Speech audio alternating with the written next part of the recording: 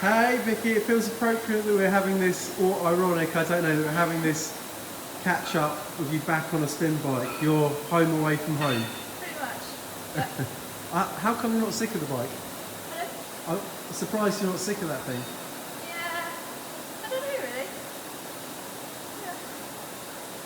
Yeah. I kind of enjoyed it rather than hated it, so Did you enjoy the training for it? yeah.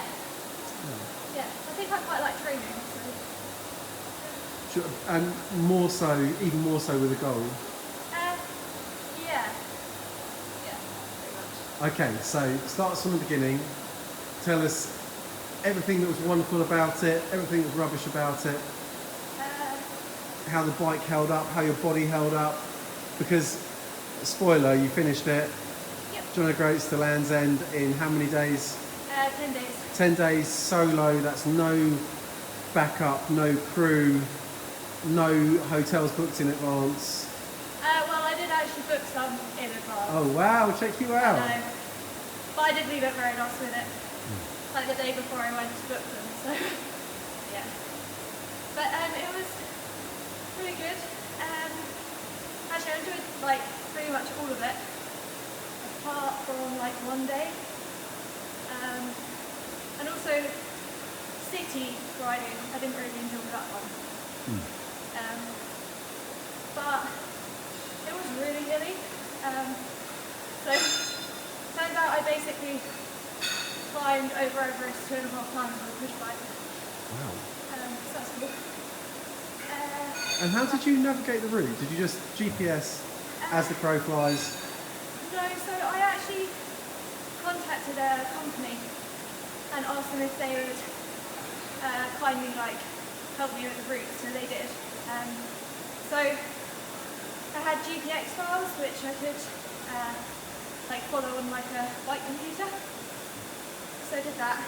And that was really good because I think otherwise what I hadn't realised is just because something says it's like an A road can be very different. So yeah, so knowing kind of which roads were safe for bikes and stuff is handy. And I don't know what to say. The scenery is amazing. I think that helped. Where most so? So Scotland. So I cycled the Highland Trail and it was so hilly. Went over like gonna call them mountains because they had snow on top, so we're gonna roll with that one. But it was stunning. Like the scenery up there is amazing. I've never been, but if you haven't been, you should definitely go. And the other place is Dartmoor. Dartmoor was stunning, but I think when I cycled over Dartmoor, it was like -2. Oh wow. So, but the sun was coming up, so it's like that like frosty, sunny, like nice thing. Ice on the roads? It wasn't.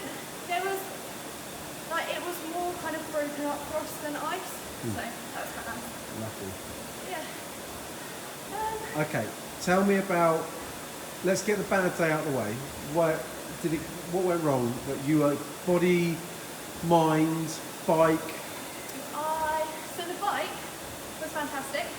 I didn't have to watch a YouTube video to work out how to change a tyre because I didn't get a single puncture.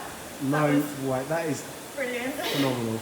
So, Now, okay, so what bike did you have? I used a Live Thrive, which is a hybrid rather than a road bike. So probably a bit more comfy to be in the saddle than a roadie, but you're sacrificing that lightness. Yeah, and the speed, but like the tyres are a bit more substantial, and some of the roads I definitely would have struggled with. I think, like on a road, like I would have got punctured basically. So yeah, it did 1,000 miles without a single puncture. So that's quite a good bike for anyone Oh looking for a bike. That one is highly recommended. And physically, it was. I think mentally it was more hard. I think on like day 5, I had a massive kind of panic attack at the the side of the road. Oh no. Yeah, I kind of have quite bad anxiety anyway, and I don't really know what set it off, but I think it was freezing cold and peeing down with rain, and my brain was basically screaming at me that I couldn't do it. So I completely freaked out, and I think I was kind of in over the outskirts of the Yorkshire Moors. There was literally nothing around, and I think I just freaked out really. And then kind of sat at the edge of the road for like an hour.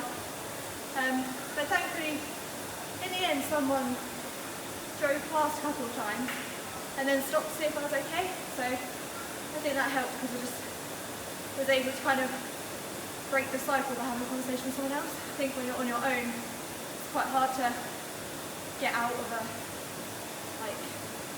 situation like that sometimes. Well, so sorry to hear that. That's horrendous. Yeah. Well, thank goodness for that Yeah. stranger. And that, what did they do? Just say, "You okay?" And Yeah, so they just kind of asked if I was okay and stuff. And I was, obviously, but yeah, sometimes it's just hard to, I don't know, win every fight that goes on in your head, I guess. one more time, sorry. Sometimes it's hard to win every fight that goes on in your head. Yeah, absolutely.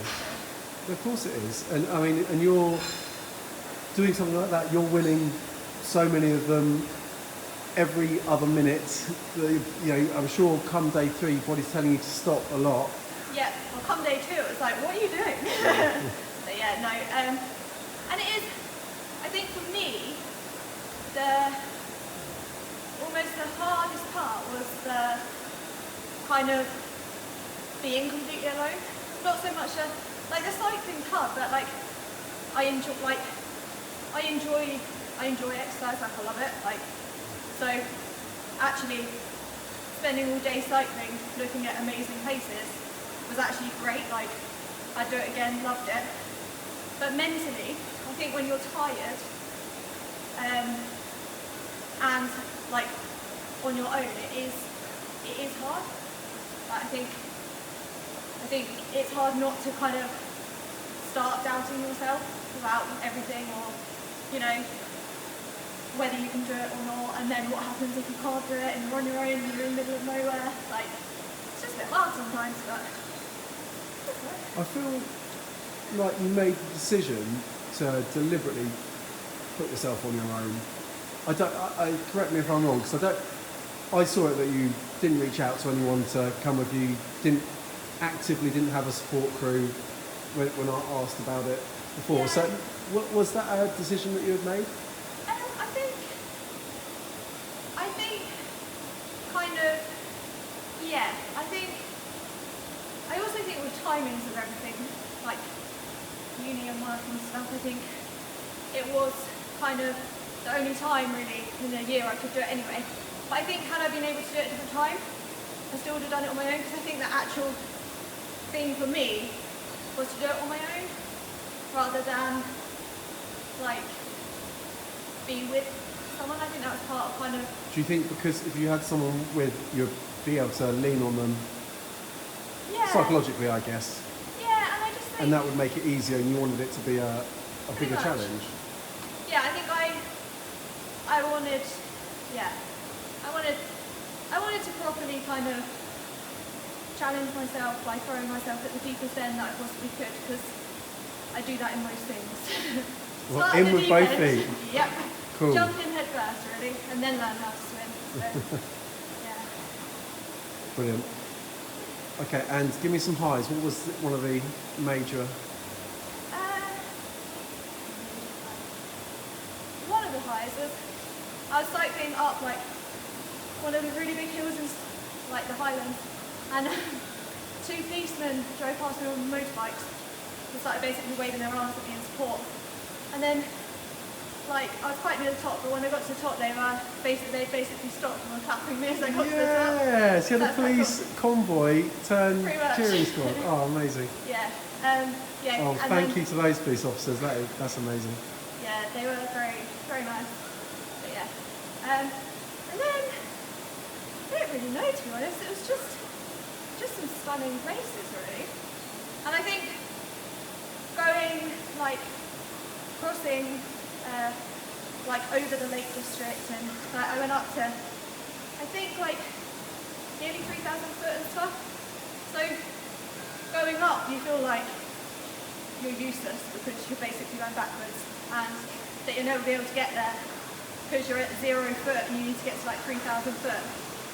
And I think when you get to the top, it's quite a buzz because you realise that actually, even at the bottom when everything's screaming, that you can't do anything. Like, you can always surprise yourself and do it. You just have to like persevere.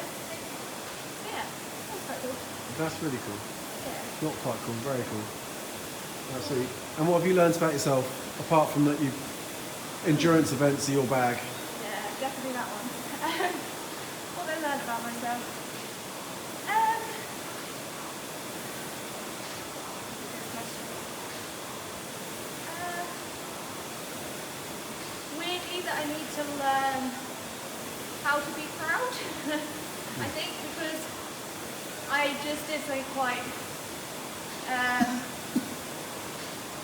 extreme, yet struggle to see it as the achievement it is, really. I think. So I think that's what I've learned. That's a bit deep, Not at all. but I think I learned that I should be more proud of myself for things. Yeah, and absolutely you should. What was the average mileage a day? 100 miles a day. See, it's bananas. That's a huge feat. 10 days consecutive, and what's that work out in hours on the bike? So I did like 7 to 8 hours a day on the bike, I think. Amazing. Well, you should be so proud. And very well done. We're really proud for sure. Okay. Loads of love, buddy. And just quickly, what's the next challenge? A half Ironman. Oh, what, sorry? A half Ironman. Half Ironman. When are you thinking? 8 weeks time. You're such a lunatic. Okay, to be continued. Well done, Vicky.